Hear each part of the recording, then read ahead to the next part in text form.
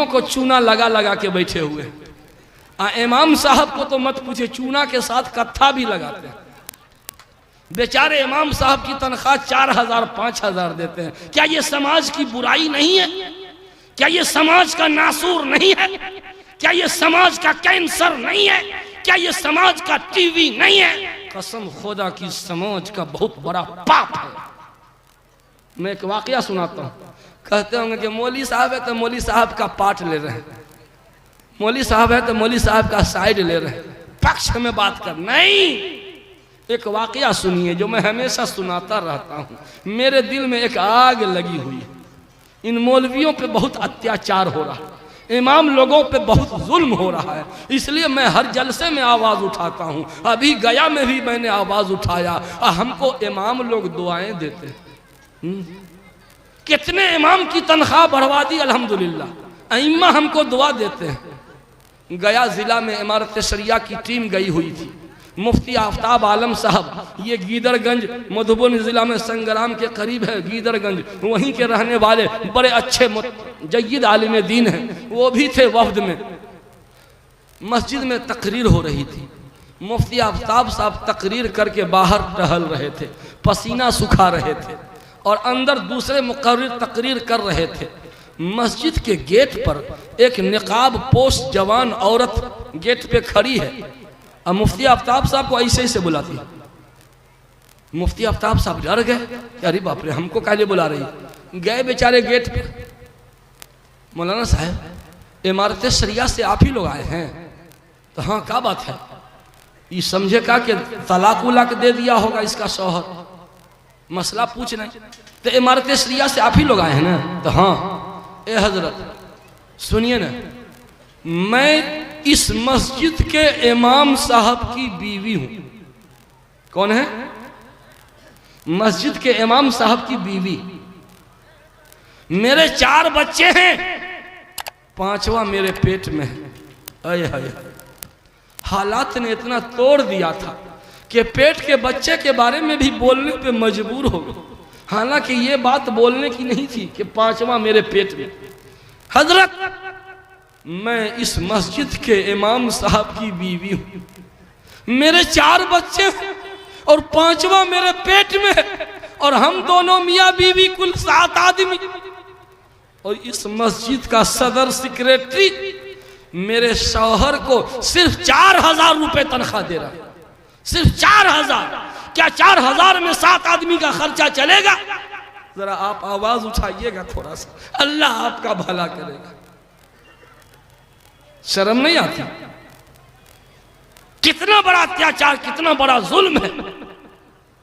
जब सारी दुनिया सोती रहती है, अल्लाह का मुनादी ठंडे पानी से वजू करके कहता है, अल्लाहु अकबर, अल्लाहु अकबर। आय हाय हाय, अल्लाह की किबरियाई बोल रहा है, अल्लाह की बड़ाई का प्रचार कर रहा है। ओ मस्जिद के मीनारे से ला इलाहा इल्लल्लाह की सदा बुलंद करने वालों, अल्लाह तेरी नस्लों को आबाद कर दे। तो मेरे दोस्तों, इस्लाह मुआशरा के लिए सबसे पहला काम दिल की सफाई। वो कहाँ होगा? नेक लोगों के साथ रहिएगा, नेक बन जाइएगा। खरबूजा खरबूजे से रंग पकड़ता है। 1 ड्राम दूध है, 5 किलो दही दे दीजिए। 1 ड्राम दूध में 5 किलो दही दे दीजिए, क्या हो गया? पूरा दही बन जाएगा। वो जोरन जो है ना, सबको दही बना दिया जी। सोहबत का असर, सोहबत का असर पड़ता है। मेरे जेब को सूंघिए, मेरे जेब को सूंघिए, गम गम कर रहा है। का है? इतर की शीशी इसमें पड़ी रहती है। साथ में रहने की वजह से ये भी खुशबूदार बन गया है। नेक लोगों के साथ रहिएगा, नेक बन जाइएगा। आइए, दूसरा वैक्सीन का दूसरा डोज, बस खत्म कर रहा हूं। ये कोरोना की वबा जो थी ना, कोरोना, उससे बड़ा कोरोना है सामाजिक बुराई। सामाजिक बुराई। स्कूल कॉलेज में जाके देखिए, लड़कियां बॉयफ्रेंड के चक्कर में और लड़का गर्लफ्रेंड के चक्कर में। गलत बोल रहे हैं? ये क्या कंपटीशन की तैयारी करेगा? ये क्या कंपटीशन की तैयारी करेगा?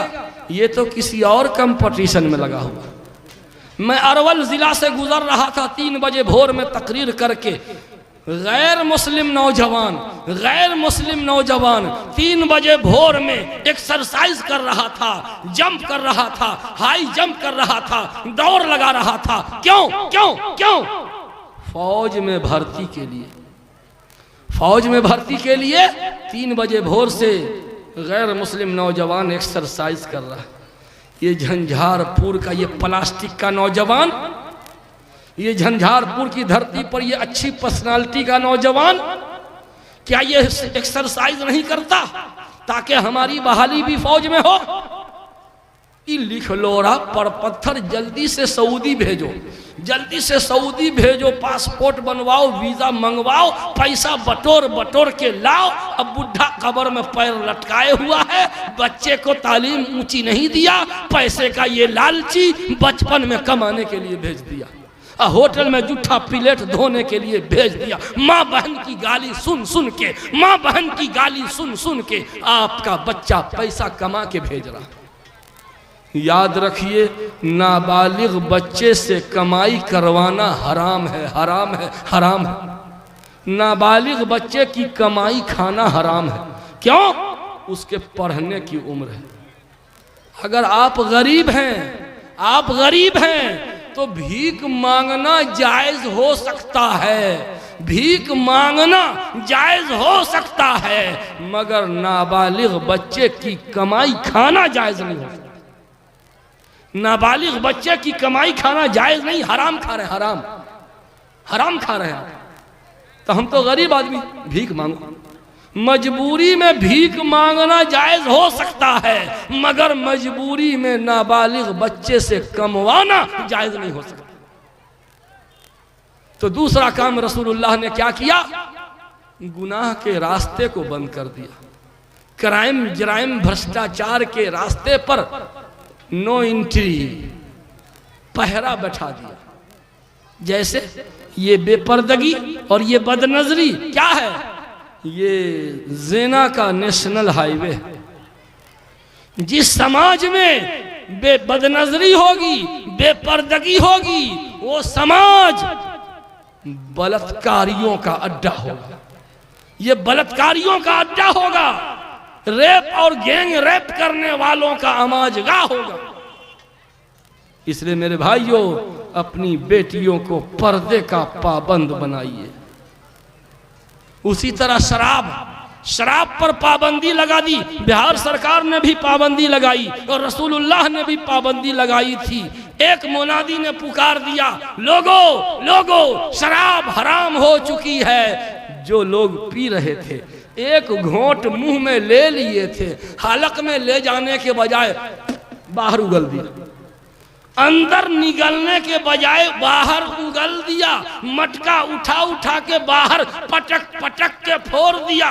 शराब पर पावर ब्रेक लग गया। क्यों? शराब की वजह से सैकड़ों जराइम जन्म लेते हैं। बकरीद के दिन की बात है, हमारे इलाके में एक आदमी बीवी को तलाक दिया, पी के आया यहाँ तक। बीवी को कहा कि 100 रुपया लाओ। तो बीवी बोली कि क्या कीजिएगा? अरे क्या करेंगे, उल्लू की पट्टी कहीं की, तोरे बाप का पैसा हो, क्या करेंगे, पैसा हमरा पूछती है कि क्या करेंगे। बस झोंटा पकड़ा, झोंटा समझते हैं, झोंटा पकड़ के गेहूं के खेत में घसीट रहा। ले 1 तलाक, 2 तलाक, 3 तलाक, 4, 20 तलाक दे दिया। कितना? सिर्फ 20। शाम को हमको बुलाया गया कि हजरत देखिए ना, ऐसे हुआ है। अथा वो मोटका छोटा सा 6 महीने का बेटा गोद में, जवान बीवी, पहला बच्चा 6 महीने का। सोच लीजिए कितने दिन पहले शादी हुई होगी, 1.5 साल 2 साल पहले शादी। जवान बीवी, गोद में 6 महीने का बेटा। हमको बुलाया गया, हमने कहा कि क्या तलाक दिए थे? क्या तलाक? तो दिए होंगे 15-20 तलाक। मारा एक फैट पेट मेरे बेहुदा कहीं का। ये तुम्हारा पेट है कि तलाक का पेटारा है? ये पेट है कि पेटारा है तलाक करे? तलाक तो 3 होती है, तू 17 तलाक तू कहां से बाईपास से सप्लाई कर दिया रे? तुमको शर्म उरम नहीं आती? बेगैरत बदतमीज, कुर्बानी का गोश्त खाकर कुर्बानी के गोश्त को तुमने तारी से नापाक किया। कुर्बानी के पाकीज़ा गोश्त को तुमने तारी ऊपर से पी के उस पाकीज़ा गोश्त को, पवित्र गोश्त को अपवित्र बना दिया। और फिर जवान बीवी जिसने तेरे चौखट पे अपने इज्जत को पेश कर दिया, तूने उसके सुहाग को उजाड़ दिया। अगर तुम्हारी बहन को तुम्हारा बहनोई तलाक देता, अगर तुम्हारी बुढ़िया माँ को तुम्हारा बुढ़ा बाप तलाक देता, कैसा लगता? शर्म नहीं आती? ये भी तो किसी की बीवी है, ये भी तो किसी की बेटी है जी। उसके बाप के दिल पे क्या गुजरती होगी? मेरे भाइयों, ये क्यों हुआ? पीने की वजह से। शराब शराब शराब। इसलिए मेरे भाई, शराब सैकड़ों जराइम का जन्मदाता है। इसलिए हमारा नौजवान पॉलिथीन पीता है, पॉलिथीन पी रहा है, दिल्ली बंबई पंजाब जाता है और वहां पीता है। पटना में जाके देखिए कैसे कैसे लोग चर्स पी रहे हैं। स्कूल कॉलेज में पढ़ने वाला, जो लॉज में रहने वाला नौजवान है, उसके बैग को चेक करो तो शराब की पॉलिथीन जरूर मिल जाएगी। जिस समाज में शराब होगी वो समाज क्राइम का अड्डा होगा।